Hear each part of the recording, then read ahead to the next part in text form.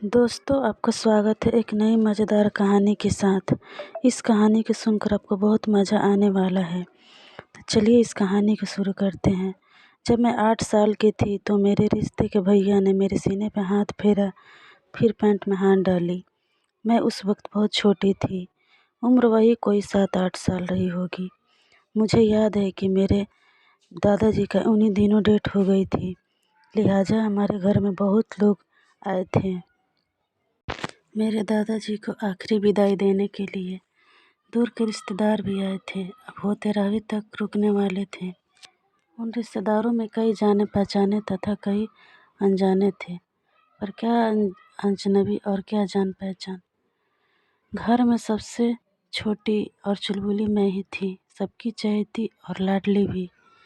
मेरे घर में क्या हो रहा है मुझे समझने के लिए उम्र बहुत कच्ची थी, लेकिन मेरे साथ जो भी हुआ वो मुझे आज भी याद है अच्छी तरह से, जिसे मैं सोचकर आज भी कई बार सहम जाती हूँ तो कई बार खुद से घिन भी आ जाते हैं। याद है मुझे वो दिन, मौसम के दिन ठंड थे और मैं बच्चों के साथ छुपे छुपाई खेल रही थी।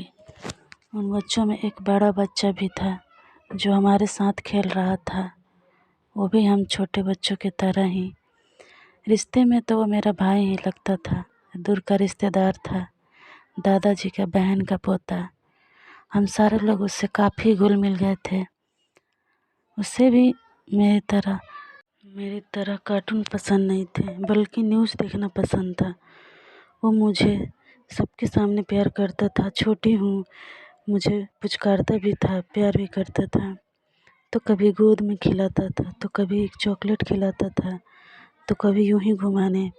पर उस दिन बहुत कुछ अजीब हुआ, इतना अजीब हुआ कि मैं उस घटना को आज भी महसूस करती हूँ और फिर वो सारी तस्वीरें मेरे आँखों के सामने आ जाती है और डरावना भी लगता है।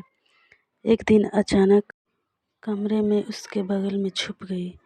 मैंने उनसे कहा भी, भैया आप किसी को बताना मत, मैं आपके पास छुपी हूँ। ठीक है, नहीं बताऊँगा, उसने यही कहा था। खेल का बहाना देकर उसने मुझसे यही कहा, मेरे पास आ जाओ, मेरे इस कंबल में, जहाँ मैं तुम्हें छुपा लेता हूँ और कोई भी तुम्हें नहीं ढूंढ पाएगा। फिर ठंड भी थी और मैं छुप गई, क्योंकि मुझे खेल वो जीतना था। मैंने उसकी बात मान ली। उसने मुझे प्यार से पुचकारना शुरू किया। मुझे अच्छा नहीं लग रहा था, वो प्यार से पुचकारना मुझे अब अच्छा नहीं लग रहा था। वो मेरे सीने को छू रहा था।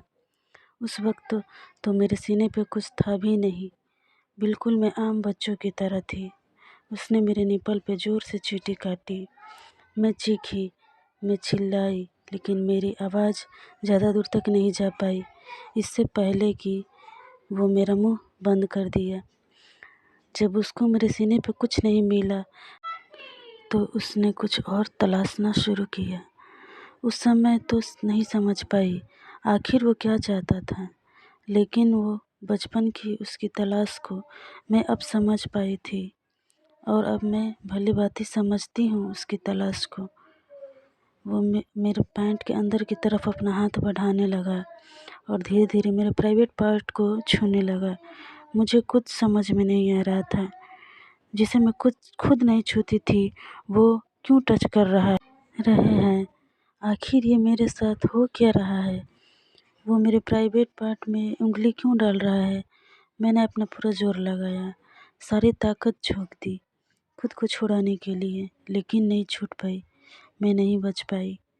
मैंने जोर की आवाज़ लगाई और फिर उसने मुझे छोड़ दिया। उसने मुझे छोड़ तो दिया लेकिन मेरी आवाज़ को हमेशा के लिए खामोश कर दिया। 13 दिनों तक वो मुझे किसी न किसी बहाने ऐसे ही छूता रहता और मैं कुछ नहीं कर पाती। मैं अपनी माँ को सब बता देना चाहती थी, पर नहीं बता पाई। वो मुझे और कहती, सारे बच्चे भैया के साथ ही सोएंगे। मुझे तो उसका नाम भी पता नहीं था। मुझे अपनी माँ से नफ़रत हो गई। वो क्यों नहीं मुझे सुन रही थी?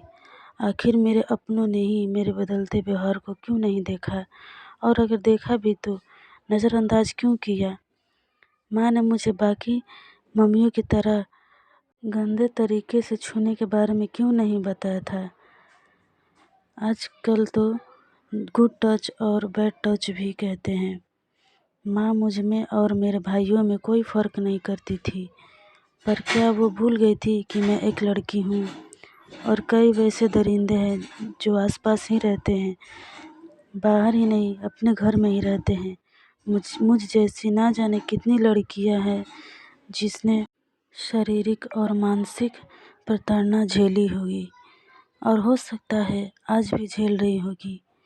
मैं ये दावे के साथ कह सकती हूँ कि इसकी शुरुआत कहीं ना कहीं अपने घर से ही होती है और अपनों से ही होती है, पर हम किसी को बता नहीं पाते हैं। ना जाने क्यों हम डर जाते हैं। और तो और हमारे घर में भी हमारे आवाज़ को अनसुना कर दिया जाता है। ऐसा करने से हम कई बार अपने को ही कसूर मान लेते हैं, पर ऐसा कितना दिन चलेगा। और हमें अपनों के खिलाफ़ आवाज़ उठाने में हमारे अपने ही क्यों रोक लेते हैं, जिसकी वजह से उस गम को हम सारी उम्र साथ लेकर चलने को मजबूर हो जाते हैं। आखिर कब तक दोस्तों। उम्मीद करती हूँ कि आज की ये कहानी आप लोगों को अच्छी लगी होगी, ज़रूर पसंद आई होगी। दोस्तों हमें ज़रूर कमेंट करें, बताइए कहानी कैसी लगी।